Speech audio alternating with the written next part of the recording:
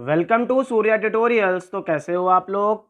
आज हम लोग जो है क्लास 12th के फिजिक्स के यूनिट नंबर फर्स्ट जो कि हमारी इलेक्ट्रोस्टैटिक्स है, उसके चैप्टर नंबर फर्स्ट जो कि हमारा इलेक्ट्रिक चार्ज एंड फील्ड है, उसके लेक्चर नंबर 5 को डिस्कस करेंगे।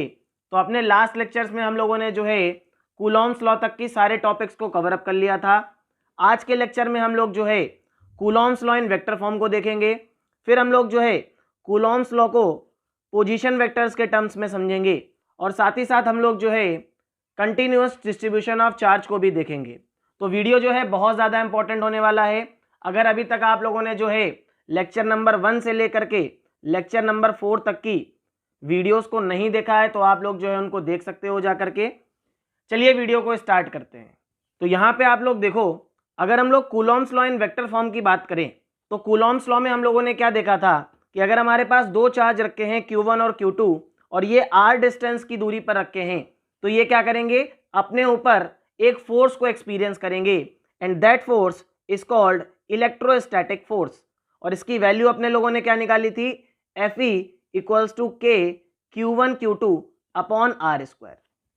अब यहाँ पे अगर हम लोग कूलॉम्स लॉ को वेक्टर फॉर्म में समझ रहे हैं तो इसका मतलब ये है कि अब हम लोग जो है मैग्नीट्यूड के साथ ही साथ डायरेक्शन के बारे में भी बात करेंगे। तो यहाँ पे अगर आप लोग फिगर को देखो तो देखिए हमारे पास दो चार्ज रखे हैं Q1 और Q2 और ये r डिस्टेंस की दूरी पे रखे हैं। तो यहाँ पे Q1 क्या कर रहा होगा, Q2 के ऊपर फोर्स लगा रहा होगा और Q2 क्या कर रहा होगा, Q1 के ऊपर फोर्स लगा रहा होगा। तो इसको किस तरीके से रिप्रेजेंट करते हैं हम लोग सबसे पहले इसको समझते हैं। तो देखिए Q1 और Q2 क्या है, दोनों पॉजिटिव चार्ज है यहाँ पर। तो Q1 क्या करेगा, Q2 को रेपल करेगा और बाहर की तरफ करेगा। तो यहाँ पे हम लोग क्या लिखेंगे, फोर्स ऑन, किसके ऊपर फोर्स लग रही है बेटा, सेकेंड वाले चार्ज के ऊपर फोर्स लग रही है। किसकी वजह से फोर्स लग रही है, फर्स्ट वाले की वजह से लग रही है। तो हम लोग इसको रिप्रेजेंट करेंगे F21 वेक्टर। क्लियर हो गया कि नहीं क्लियर हो गया। देखिए जिसके ऊपर फोर्स लगती है उसको हम लोग पहले लिखते हैं और जो फोर्स लगाता है, यहाँ पे देखिए फर्स्ट वाला चार्ज फोर्स लगा रहा है, इसको हम लोगों ने बाद में लिखा। तो force on second by first. Clear हो गया। अब हम लोग डिस्टेंस की बात करते हैं। तो देखिए हमारा डिस्टेंस कहां से हम लोग मेजर करेंगे, हम लोग Q1 से किधर की तरफ जा रहे हैं, Q2 की तरफ जा रहे हैं। तो यहाँ पे हमारा डिस्टेंस क्या रहा होगा बेटा, यहाँ पे हमारा डिस्टेंस जो है R12 रहा होगा। ठीक है, इसको आप लोग याद रखिएगा। हम लोग कहां से कहां तक जा रहे हैं, हम लोग 1 से 2 की तरफ मूव कर रहे हैं तो डिस्टेंस हमारा क्या हो जाएगा, R12 वेक्टर। ठीक इसी तरीके से अब हम लोग जो है Q2 चार्ज को देखते हैं। तो Q2 चार्ज क्या करेगा, Q1 के ऊपर क्या करेगा, एक रेपल्सिव फोर्स लगाएगा। तो देखिए यहाँ पे हमारी क्या हो गई, इस तरीके से हमारी फोर्स बाहर की तरफ लग रही होगी। अब इसको किस तरीके से रिप्रेजेंट करेंगे, तो फोर्स देखो किसके ऊपर लग रही है, फर्स्ट वाले चार्ज के ऊपर। तो force on first because of second, तो F12 वेक्टर आ जाएगा। अब R हमारा यहाँ से जो है R2 से R1 की तरफ मूव कर रहा होगा। तो यहाँ पे R की वैल्यू क्या हो जाएगी, R21 वेक्टर। ठीक है, तो देखिए कूलॉम्स लॉ में अपने लोगों ने पढ़ रखा था कि फोर्स किसके बराबर आती है, 1/4πε0 Q1 Q2 upon R square के बराबर आती है। ये देखिए हमारा क्या था, सिर्फ और सिर्फ मैग्नीट्यूड फॉर्म में है। अच्छा, आप सभी लोगों को पता है कि अगर हम लोग किसी भी क्वांटिटी को यूनिट वेक्टर से मल्टीप्लाई कर दें तो यूनिट वेक्टर के पास क्या होता है, इसके पास मैग्नीट्यूड क्या होता है, 1 होता है। और ये क्या करता है, एक्चुअल में किसी भी क्वांटिटी को वेक्टर फॉर्म में कन्वर्ट कर देता है। भाई इसके पास मैग्नीट्यूड 1 है तो ये क्या करेगा, उसकी वैल्यू को तो चेंज करेगा नहीं। तो हम लोग यहाँ पे क्या कर रहे हैं बेटा, कि जो हमारी फोर्स निकली है कूलॉम्स लॉ की, F equals to 1/4πε0 Q1 Q2 upon R square, इसको अपने लोग एक यूनिट वेक्टर से मल्टीप्लाई कर देंगे। तो यहाँ पे देखिए हमारे पास यूनिट वेक्टर क्या है, आर कैप। मान लो हमारा यूनिट वेक्टर आर कैप रहा होगा और आर कैप का फॉर्मूला क्या होगा आपके लिए, vector are upon mod r. तो यहां से आप लोग देखो, अब अगर हम F21 की वैल्यू को कैलकुलेट करेंगे तो F21 के लिए हमारे पास डिस्टेंस क्या आ रहा है, R12 आ रहा है। तो यहाँ पे वैल्यू क्या निकल के आएगी, F21 इक्वल्स टू हो जाएगा 1/4πε0 Q1 Q2 अपॉन R12 का स्क्वायर, यही तो होगा R12 का स्क्वायर और आर कैप। और इस आर कैप की वैल्यू क्या हो जाएगी, R12 वेक्टर अपॉन R12 का मॉड, यही तो होगी। तो देखिए यही वैल्यू अपने लोगों ने यहाँ पे पुट कर दी है। यहाँ पे क्या आ गया, F21 हमारे पास आ गया 1/4πε0 Q1 Q2 upon r12 vector का whole cube into r12 vector. यहाँ पे देखिए कूलॉम्स लॉ हमारे पास वेक्टर फॉर्म में आ गया। अब सिमिलरली अगर हम लोग F12 की वैल्यू को कैलकुलेट करें तो F12 क्या आएगा 1/4πε0 Q1 Q2। अब F12 के लिए डिस्टेंस क्या हो जाएगा R21 हो जाएगा। तो देखिए R21 का क्यूब इंटू R21 वेक्टर। समझ में आ गया कि नहीं आ गया? बस यहाँ पे आप लोग एक चीज को याद रखिएगा कि फोर्स ऑन 12 F12 जो है बेटा आपके किसके बराबर होगी माइनस ऑफ F21 के बराबर होगी। इस चीज को आप लोग यहाँ पे याद रखिएगा, ठीक है, कि फोर्स हमेशा क्या होगी इक्वल एंड अपोजिट लग रही होगी। अब हम लोग जो है अपने नेक्स्ट टॉपिक को देखते हैं, Coulomb's law in Cartesian coordinate system और in terms of position vector. अब हम लोग जो है बेटा कूलॉम्स लॉ की वैल्यू को कैलकुलेट करेंगे पोजीशन वेक्टर के टर्म में। तो देखिए जब भी पोजीशन वेक्टर की बात आती है तो हम लोग ओरिजिन से डिस्टेंस लेते हैं। हम लोग डिस्टेंस कहाँ से लेते हैं ओरिजिन से लेते हैं। तो यहाँ पे अगर मैं आप लोगों को जो है इसको फिगर बनाकर दिखाऊं तो मान लीजिए हमारे पास क्या है एक सिस्टम है, एक कोऑर्डिनेट सिस्टम है। हम लोग क्या कर ले रहे हैं, हम लोग ओरिजिन से r1 डिस्टेंस की दूरी पर r1 वेक्टर की दूरी पर हम लोगों ने क्या रखा एक q1 चार्ज को रखा और इसी ओरिजिन से हम लोग क्या कर रहे हैं बेटा r2 वेक्टर की दूरी पर एक दूसरे चार्ज को रख दे रहे हैं दैट इज q2 चार्ज। ठीक है, अब ये q1 q2 क्या करेंगे आपस में एक दूसरे के ऊपर फोर्स लगाएंगे कि नहीं लगाएंगे भाई। तो देखिए दोनों पॉजिटिव चार्ज हैं, उनकी दूरी हम लोग क्या मान ले रहे हैं, मान लो ये r है, ये कितनी है आपकी डिस्टेंस r वेक्टर है। तो यहां पे जरा आप लोग देखो q1 क्या है पॉजिटिव चार्ज, q2 भी आपका पॉजिटिव चार्ज। q1 क्या करेगा q2 को बेटा रेपल करेगा, तो यहाँ पे क्या आ जाएगा f। अब किसके ऊपर फोर्स लग रही है सेकंड वाले चार्ज के ऊपर फोर्स लग रही है तो F2, और किसकी वजह से फोर्स लग रही है फर्स्ट वाले की वजह से, तो यहाँ पे फोर्स क्या आ जाएगी F21 आ जाएगी। अब यहाँ पे बेटा डिस्टेंस के लिए हम लोग क्या करेंगे, हम लोग डिस्टेंस के लिए अभी यहाँ पे वैल्यू को फाइंड करेंगे। तो आप लोग जरा मेरे साथ देखो कि यहाँ पे अपने लोगों को क्या मिल रहा है। देखिए एक वेक्टर ये मिल रहा है दैट इज r1 वेक्टर। अब यहाँ पे आप लोग देखो जब हम लोग F21 के लिए डिस्टेंस को कंसीडर करेंगे तो हम लोग किधर से किधर की तरफ मूव कर रहे होंगे, Q1 से Q2 की तरफ मूव कर रहे होंगे, क्योंकि फोर्स का डायरेक्शन क्या है बाहर की तरफ है। तो देखिए वेक्टर हमारा इस तरीके से रिप्रेजेंट हो रहा होगा और यहाँ पे ये एरो देखो आप लोग ये आपका इस तरीके से है। तो ये क्या हो गया R2 वेक्टर और ये क्या हो गया वेक्टर R। अब यहाँ पे आप लोग देखो हम लोग यहाँ पे triangular law of vector addition लगा सकते हैं।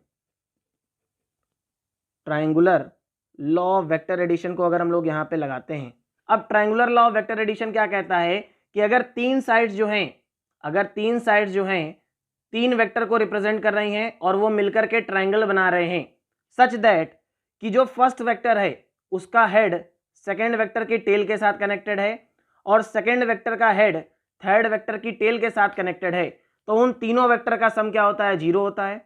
तो यहाँ पे आप देखो फर्स्ट वाले वेक्टर का हेड दूसरे वाले की टेल के साथ कनेक्टेड है तो r1 vector plus vector r। अब यहाँ पे देखो ये जो थर्ड वेक्टर है इसकी हेड कनेक्टेड है, इसका जो हेड कनेक्टेड है आपके सेकंड वाले वेक्टर के साथ, लेकिन एक्चुअल में क्या होना चाहिए था इसका टेल कनेक्टेड होनी चाहिए थी। तो हम लोग क्या करेंगे इसके डायरेक्शन को रिवर्स कर देंगे। तो यहाँ पे क्या आ जाएगा माइनस का r2 वेक्टर और ये क्या हो जाएगा आपके 0 के बराबर हो जाएगा because of triangular law of vector addition.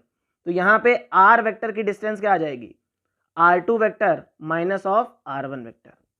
तो देखिए जब हम लोग F21 की वैल्यू को फाइंड करेंगे तो यहाँ पे हमारे पास जो डिस्टेंस होगी वो क्या आ रही होगी r2 vector minus of r1 vector.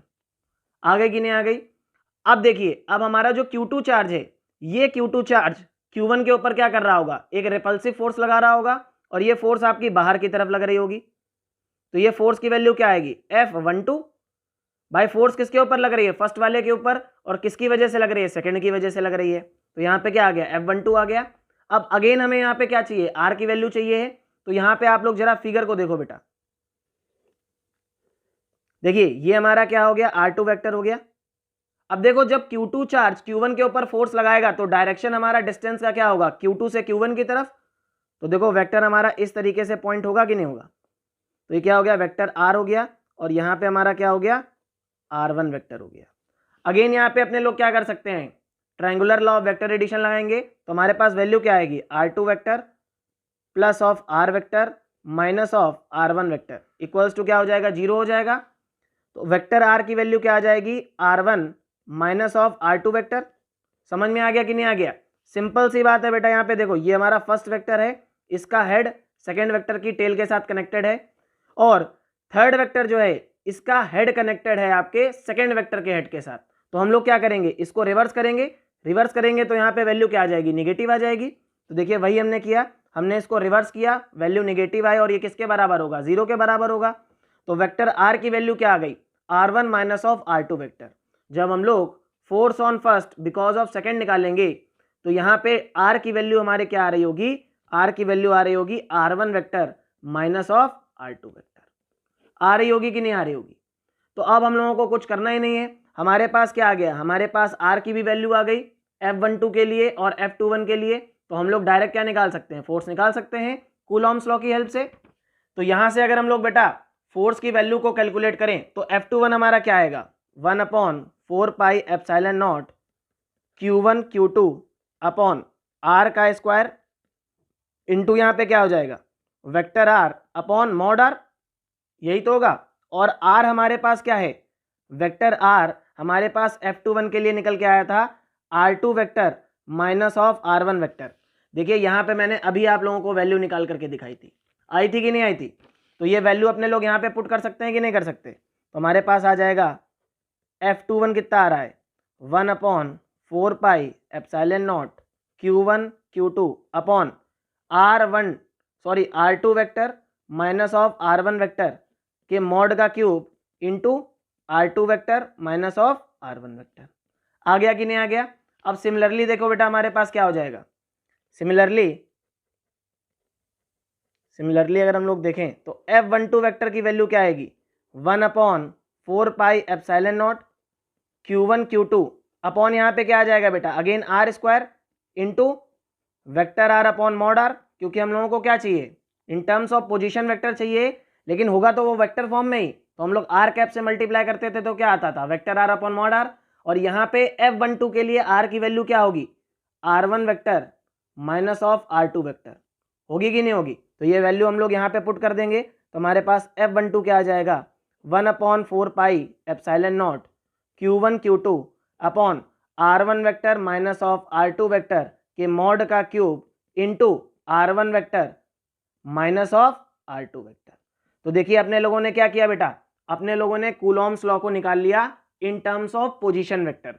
यहाँ पे सिर्फ और सिर्फ बेटा आप लोगों को जो है आर की वैल्यू को फाइंड करना आना चाहिए। समझ में आ गया कि नहीं आ गया? तो यहाँ से देखो बेटा हम लोगों ने Coulomb's law in terms of position vector और Coulomb's law in vector form को देख लिया, ठीक है। कंटिन्यूअस डिस्ट्रीब्यूशन ऑफ चार्ज वाले टॉपिक को अपने लोग जो है नेक्स्ट लेक्चर में कवर अप करेंगे। उससे पहले हम लोग क्या समझ लेते हैं, principle of superposition of force, है ना। तो देखिए प्रिंसिपल ऑफ सुपरपोजिशन क्या कहता है, the total force on a given charge is the vector sum of all the forces exerted on it due to the other charges. तो देख लीजिए, तो यहाँ पे आप लोग जरा इसको समझिए। मान लीजिए हमारे पास एक Q2 चार्ज है, Q1 चार्ज है, Q3 चार्ज है। तो यहाँ से आप लोग देखो नेट फोर्स ऑन Q2 क्या आएगी हमारी, F21 vector plus F23 vector, और इसकी वैल्यू अपने लोग क्या कर सकते हैं, कैलकुलेट कर सकते हैं। तो यहाँ से अगर हम लोग F21 की वैल्यू को कैलकुलेट करें तो क्या आ जाएगी, 1/4 pi epsilon naught Q1 Q2 upon R12 का क्यूब इंटू R12 वेक्टर। जैसे देखिए अब बेटा अगर हम लोग 1-2 के लिए डिस्टेंस को देखें तो हम लोग फोर्स किधर लग रही है, बाहर की तरफ लग रही है भाई। Q1 क्या करेगा, Q2 को बाहर की तरफ रिपेल करेगा। तो अगर हम लोग यहाँ से डिस्टेंस को देखें तो हम लोग 1 से 2 की तरफ मूव करें तो यहाँ पे क्या आ जाएगा, R12 वेक्टर आ जाएगा।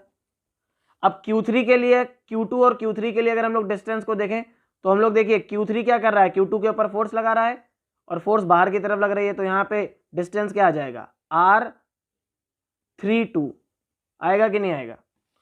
तो देखिए यहाँ पे हमारी F23 की वैल्यू क्या आएगी, 1/4 pi epsilon not Q2 Q3 upon R32 का cube into R32 vector. Clear हो गया कि नहीं क्लियर हो गया? इसी तरीके से अगर हम बोले बेटा तो देखिए आपका नेट क्या आ जाएगा, ये आपका F नेट आ जाएगा ऑन Q2। इसी तरीके से अगर मैं बोलूँ कि अगर हमारे पास n नंबर ऑफ चार्जेस रखे हुए हैं तो F नेट किसके बराबर होगी, F21 plus F23 plus F24 so on to F2n के बराबर होगी।